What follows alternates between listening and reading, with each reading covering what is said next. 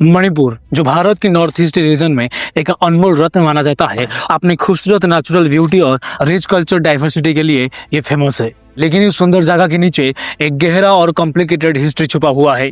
तो यहाँ पर दो मेन कम्युनिटी है जो कि ये जो कंफ्लिक्ट मणिपुर में चल रहा है उसके सेंटर पॉइंट है। तो पहले आता है मेइतेई कम्युनिटी जो कि यहाँ पे मेजोरिटी कम्युनिटी है और ये लोग जो इम्फाल वैली की जो फर्टाइल एरिया है वहाँ पर रहते हैं और ये जो लोग हैं यहाँ के वैलीज को अपना घर मानते हैं। और दूसरी कम्युनिटी है कुकी कम्युनिटी, जो लोग जो हिल्स के एरिया जो है उसके आसपास जो सराउंडिंग एरिया है वहाँ पर रहते हैं। तो ये जो दो कम्युनिटी है इनके अलग कल्चर है, इनके अलग ट्रेडिशंस है और इनके लिए जो लैंड राइट्स है इनके लिए बहुत ज़्यादा इंपॉर्टेंस है। हालांकि जो आजकल आप मणिपुरी वायलेंस के बारे में सुनते हो, इससे पहले छोटी मोटी टेंशन जो है इन दोनों कम्युनिटीज के बीच में होता रहता था, लेकिन इतना बड़ा जो टेंशन है वो कभी नहीं हुआ था।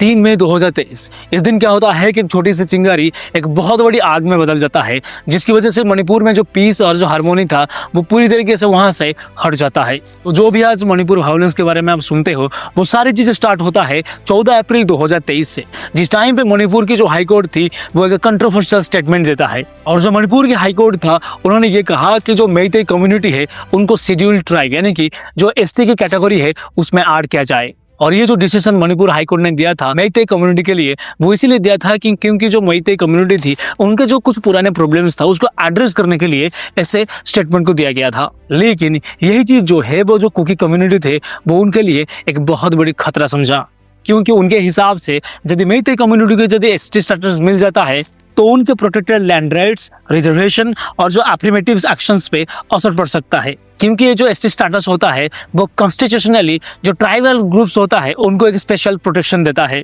तो इस बात को विरोध करते हुए all tribal student union Manipur यानी कि ATSUM उन्होंने 3 मई 2023 को क्या करते हैं कि एक ट्राइबल सॉलिडेरिटी मार्च को ऑर्गेनाइज करते हैं। तो ये प्रोटेस्ट के स्टार्टिंग के टाइम पे ये जो प्रोटेस्ट था वो पूरी तरीके से पीसफुली किया जा रहा था। जो लोग हैं वो शांतिपूर्वक अपने जो डिमांड्स है उसको रख रहे थे, लेकिन धीरे धीरे ये जो पीसफुल प्रोटेस्ट था वो वायलेंस में बदल गया और ये जो वायलेंस था वो कुकी और जो मेइतेई कम्युनिटी था इनके बीच में स्टार्ट हो गया। सिर्फ कुछ घंटे के अंदर ये जो वायलेंस होता है पूरे जो मणिपुर है उस पूरे स्टेट में फैल जाता है। सिर्फ कुछ घंटों में ये जो वायलेंस होता है वो इतना फैल गया कि पूरा स्टेट एक सिविल वॉर जैसा सीन बन गया।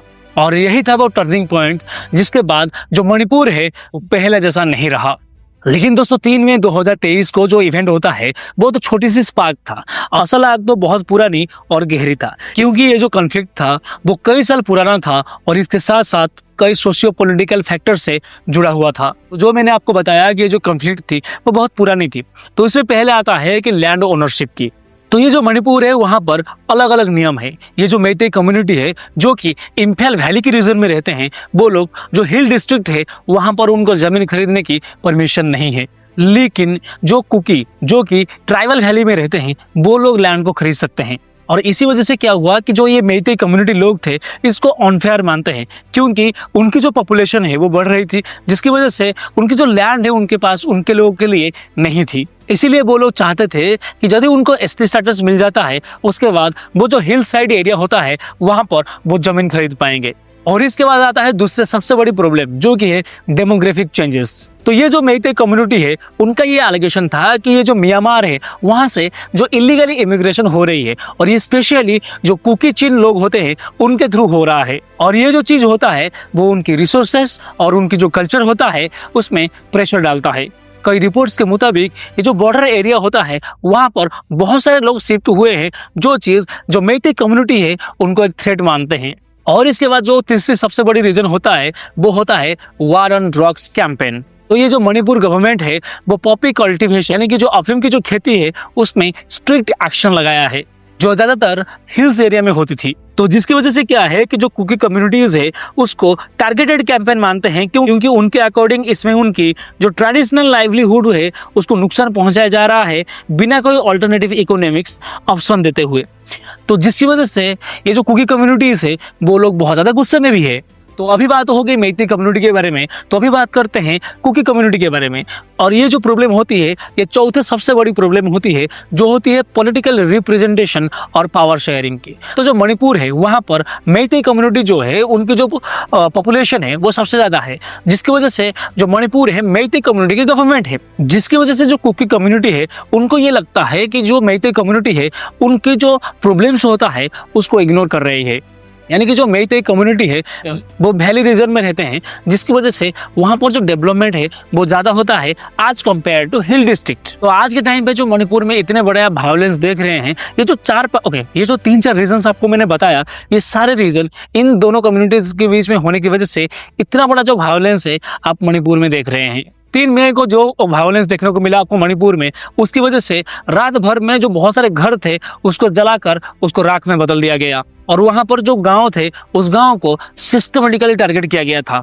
कई जगह पर ऐसा भी हुआ है कि जिस इंसान के बाप दादा का जमीन था वहां से उनको जबरदस्ती हटाया भी गया है। गवर्नमेंट के ऑफिशियल रिपोर्ट के मुताबिक नवंबर 2024 तक लगभग 250 से ज्यादा जो लोग हैं इस वायलेंस की वजह से मारा भी गए थे। 1000 से भी ज्यादा लोग इस वायलेंस की वजह से घायल हुए थे। लेकिन सबसे बड़ी ट्रेजेडी की बात ये हुई थी कि लगभग 60,000 से भी ज्यादा लोग जो है वो अपने घर छोड़कर बाहर जाने के लिए मजबूर हो गए थे। और ये जो लोग हैं वो लोग रिलीफ कैंपेन में रह रहे हैं, और वहाँ पर जो बेसिक फैसिलिटीज़ होता है वो भी काफ़ी मुश्किल से मिल रहा है, जैसे कि खाना पीना और जो दवाई और जो एजुकेशन है सब कुछ अफेक्टेड हो चुका है। तो इस वायलेंस के दौरान बहुत सारी घिनौने हरकतें भी किया गया है। सेक्सुअल वायलेंस को वेपन्स के रूप में यहाँ पर यूज भी किया गया है, जिसमें औरतें और लड़कियों को टारगेट भी किया गया है। वहाँ पर और एक भी सबसे बड़ी प्रॉब्लम हुई थी, जो पुलिस थी उनकी जो आर्मरीज थी उसको लूट कर ले गए। मणिपुर में जो बच्चे थे उनकी पढ़ाई रुक गई, और जो लोग थे उनके रोजगार चला गया, और जो फैमिली स्ट्रक्चर थी वो टूट गए। कई लोगों ने अपने घर, जमीन और सब कुछ खो दिया। और आज के टाइम पे भी बहुत सारे ऐसे लोग हैं जो रिलीफ कैंप से वहां पर रुके हुए हैं, और ये उम्मीद के साथ रुके हुए हैं कि कभी तो उनकी जो घर है वो लौट आएगा। तो अभी ये सवाल आता है कि जो गवर्नमेंट है हमारे देश में, ये लोग इस सिचुएशन को कैसे हैंडल किया। और इसी चीज में सबसे बड़ी डिबेट होता है स्टेट गवर्नमेंट, जिसमें chief minister N Biren Singh जो कि खुद मैती कम्युनिटी से बिलोंग करते हैं, उनके ऊपर लोग जो है बहुत गुस्सा और एलिगेशंस लगाए। जो कुकी कम्युनिटी लोग थे उन लोगों ने ये जो एन बीरेन सिंह थी उनके ऊपर ये एलिगेशंस लगाया कि ये जो गवर्नमेंट थी वो अनबायस्ड थी। कुकी कम्युनिटी का ये कहना है कि जो गवर्नमेंट की जो मशीनरीज थी वो लोग कुकी कम्युनिटी को ज्यादा सपोर्ट ना करते हुए मैती कम्युनिटी को ज्यादा ही सपोर्ट कर रहे थे। तो चीफ मिनिस्टर पे ये भी आरोप लगा कि उन्होंने कुकी जो ट्राइब्स थे उनको इलीगल इमिग्रेंट्स, ड्रग पेडलर्स और जो टेररिस्ट जैसा नैरेटिव बनाया, जो ये वायलेंस को और भी ज्यादा बढ़ावा देता था। तो बहुत सारे लोग ये भी डिमांड किए कि जो चीफ मिनिस्टर है मणिपुर की वो रेजिग्नेशन दे दो। इसके साथ साथ उनके अकॉर्डिंग जो गवर्नमेंट ने टाइमली एक्शन नहीं लिया और वायलेंस को रोकने के लिए कोई भी स्टेप स्टार्टिंग में नहीं लिया। इसके बाद बात करते हैं सेंट्रल गवर्नमेंट की। तो सेंट्रल गवर्नमेंट जो है वो इस केस को रोकने के लिए, यानी कि इस वायलेंस को रोकने के लिए जो सीआरएफ, जो बीएसएफ जवान थे उनको वहां पर बड़े पैमाने में डिप्लॉय किया गया।